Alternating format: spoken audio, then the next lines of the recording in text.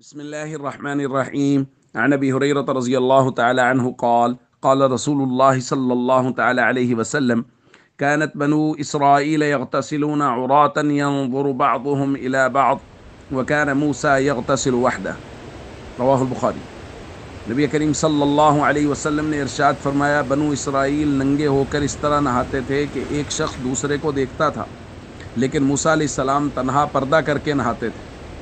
فقالوا، انہوں نے چہ میں گوئیاں شروع کر دیں، واللہ ما یمنع موسیٰ ان یغتسل معنا الا انہ آدم.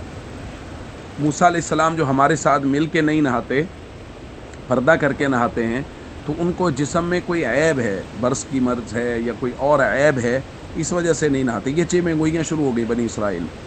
فذهب مرة يغتسل فوضع ثوبه على حجر. ایک مرتبہ موسیٰ علیہ السلام الگ سے پردہ کر کے نہانے کے لیے گئے اور اپنے کپڑے موسیٰ علیہ السلام نے پتھر پہ رکھے. ففر الحجر بثوبه. پتھر موسیٰ علیہ السلام کے کپڑے لے کے بھاگ گیا. موسیٰ علیہ السلام اب اس کے پیچھے پیچھے بھاگ رہے ہیں اور یقول کہہ رہے ہیں، ثوبی یا حجر، ثوبی یا حجر. وہ پتھر میرے کپڑے لے کے کہاں جا رہے ہو؟ وہ پتھر میرے کپڑے. حتی نظرت بنو اسرائیل الی موسیٰ. یہاں تک کہ بنی اسرائیل نے موسیٰ علیہ السلام کو دیکھ لیا اور انہوں نے کہا، واللہ ما بموسیٰ من باس. موسیٰ علیہ السلام میں تو کسی قسم کا کوئی عیب نہیں ہے. موسیٰ علیہ السلام نے اپنے کپڑے لیے، واخذ ثوبہ فتفق بالحجر ضربا.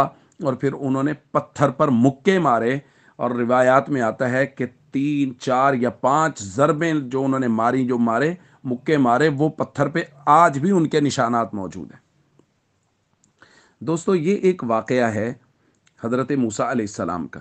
اس کے اندر کچھ چیزیں ہیں جو ہماری سمجھنے کی. ایک تو یہ بات سمجھ لیجئے کہ بنی اسرائیل کے اندر پردے کا حکم ویسے نہیں تھا جیسے ہمارے یہاں. یعنی ہمارے یہاں جسم کو کپڑے سے ڈھانکنا ضروری ہے، کسی آدمی کو ننگا نہیں دیکھا جا سکتا. سطر کے احکام ہیں جو بنی اسرائیل میں نہیں تھے، اس وجہ سے وہ ایک دوسرے کے سامنے نہا لیا کرتے تھے. موسیٰ علیہ السلام چونکہ اللہ کے نبی تھے، فطری طور پہ نبی میں حیا ہوتی ہے، اس لیے شریعت اگرچہ اجازت دیتی بھی تھی، لیکن ایک فطری حیا کی وجہ سے موسیٰ علیہ السلام کے سب کے سامنے نہیں نہاتے تھے. دوسری بات کہ موسیٰ علیہ السلام نے پتھر پہ کپڑے رکھے اور پتھر کپڑے لے کے بھاگ گیا. بھائی، اللہ جب جو چاہیں کر سکتے ہیں. وہ چیزیں جن کی فطرت اور عادت میں کوئی کام نہیں ہے، جب اللہ کا حکم ہوتا ہے تو وہ کام کرتے ہیں. درختوں کا چلنا ہمارے نبی صلی اللہ علیہ وسلم کے لیے معجزات میں ہم نے بارہا پڑھا. یہ پتھر موسیٰ علیہ السلام کے کپڑے لے کے بھاگ گیا، چونکہ اس کو اللہ کا حکم تھا، اور جس چیز کو اللہ کا حکم ہو وہ اللہ کا حکم ماننے کی مجبور اور پابند ہے. اور اس کے بعد یہ بات سمجھیں اور اچھی طرح سے سمجھ لیں، اللہ کے کسی نبی کے بارے میں اگر کوئی چہ میں گوئیاں شروع ہو جائیں تو اللہ رب العزت ان غلط فہمیوں کو دور فرماتے ہیں، اور اللہ رب العزت اس کے لیے کئی دفعہ عادت کے خلاف چیزوں کو کرتے ہیں.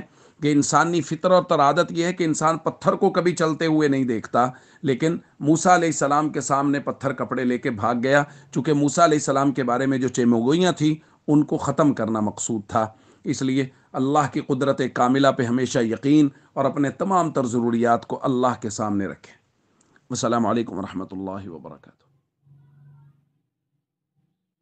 الرحمن